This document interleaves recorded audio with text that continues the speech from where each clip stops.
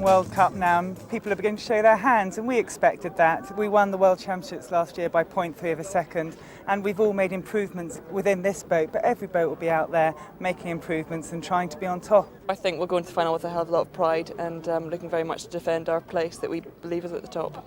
How are you compared to last year's crew this time of the year? It's so hard because we always compare ourselves to how we are at the World Championships. Now, we won't be at the top of our game until the World Championships again this year. The way we're going at the moment, is that we'll be better than we need to be come Dorney. The crew's showing absolutely every bit of potential we hoped it would, and when we get it right, then we know how good it is.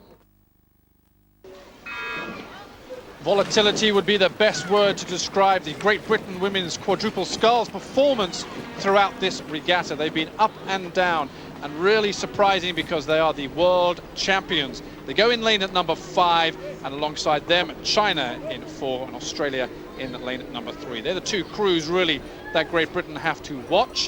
When we're outside, alongside them, a lane order. Romania will be in 1, Germany in 2, Australia 3. Qualified direct from the heat, as did China in 4, and very, very unusually, Great Britain had to come through the repechage, the second chance. They didn't get through direct from the heat.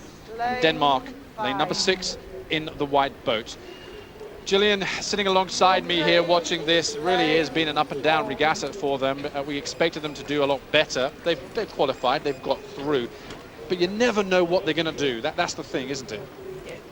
We don't, but we've got to be hopeful because, let's face it, they are world champions in this event, and they have got a tank of experience within that boat, really. No matter what the order is, no matter who sits in what seat, they are capable of winning this event. They've just got to get their heads around that, yeah, they did have to come through the repechage, like you mentioned, but it doesn't matter, though. They have to have the confidence that they can take anything that's thrown at them and deal with it in a positive way. They have a fast start. They have a fabulous start. In fact, they have a start as fast as the British women's 8. So that's not going to be troubling them today.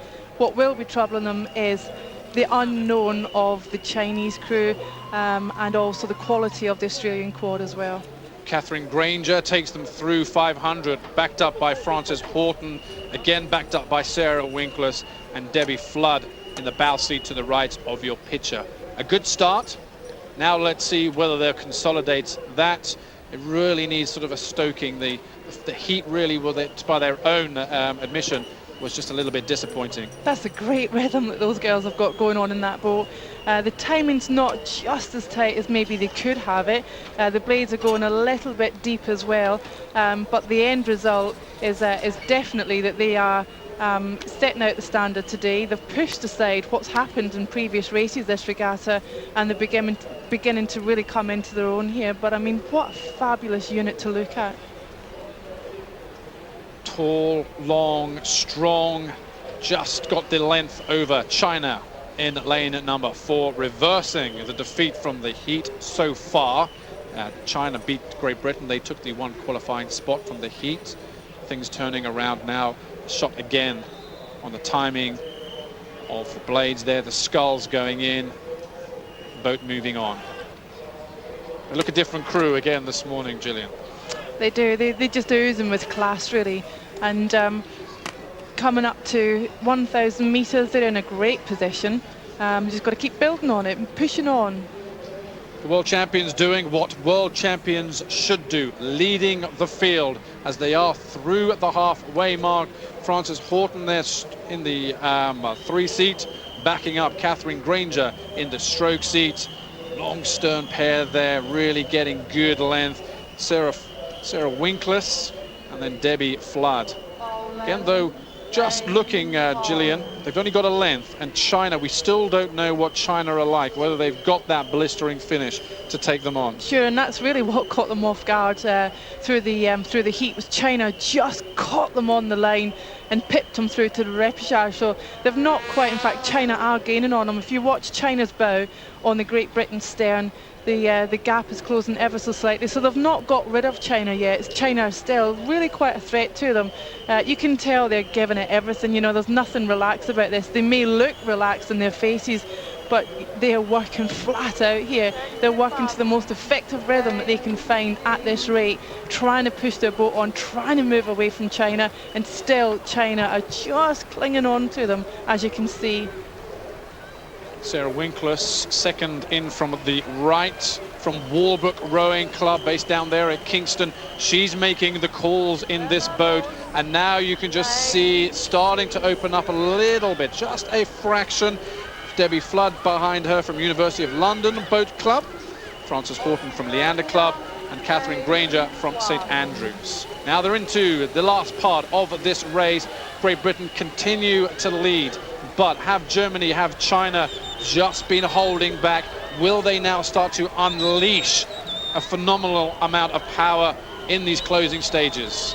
Germany have by no means finished this final lineup, final order. They're still testing various combinations. In fact, Peggy Valeska, she's in the single scull at the minute. I would imagine that she'll be back in the quad, trying to look at strengthening the German flagship boat, the women's quad. Just look at Catherine Granger there. She cracks me up. She's got blisters on her hand still. However many years, 5 years down the line that she's been at international level, and she still gets blisters from the efforts that she's pulling in against these oars. Watch this now, China lane 4, creeping slowly but surely into the final stage. Now we've got 200 to go, and China have stalked Great Britain. They've got about a 6-foot overlap. This can be done if China really believe in themselves. They can row Great Britain down in the closing stages. Great Britain now just have to keep their heads up, keep pushing it along, whipping it nicely, keeping the rate up high, and Great Britain looking to hold here, but China have gone again. China in lane 4, pushing up, and still China come back. They're now less than half a length. They've got 10 strokes to go. China have not given up. 5 strokes down inside the last 5, and Great Britain are hanging half a length on the end. It was a great push by China, but the world champions, Great Britain, the strength, the confidence that they are held off right on the line. Well, it just shows you how much Great Britain learned from their heat, where China did exactly the same to them, but came out the winners in the heat. Now Great Britain went away, they learned from it, and they were ready for it, and they responded to it and got that gold medal. Well done. Great Britain back on top, but it took some effort. They were pushed in the last 200 by China, and Germany sneaking in for the bronze medal. Back on top, the women's quadruple sculls, Catherine Granger, Frances Horton, Sarah Winkless, and Debbie Flood. Another gold medal to add to that already impressive collection. We knew we had to get out fast and put our authority on the race, and we did that. We defended our position well and came out with the gold, so very pleased. I think one of our strengths, we've always said before, is communication, and although we have a chat with our coach beforehand to make sure we're clear on how the race is going to go, it's really important the four of us get together and just sort of, it's partly defining it again, exactly how we want to race, how we want to be seen, and it's also sort of really assuring each other that we're all going to be there 100%, and that's what's going to take at this level. So it's kind of good to know we're all on the same page. It's not just about winning for you guys, it's winning well. Yeah, I mean, in hindsight, losing the heat was the best thing that could have happened to us. Gave us an extra race and made us really critically analyse our race. We knew we needed to step up within the regatta, and that's what we did to be able to win. We made sure that what we were thinking was exactly the same in all 4 seats, and really went out and took the race on and dominated exactly how we want to dominate and row the way we want to row. So put our name on it.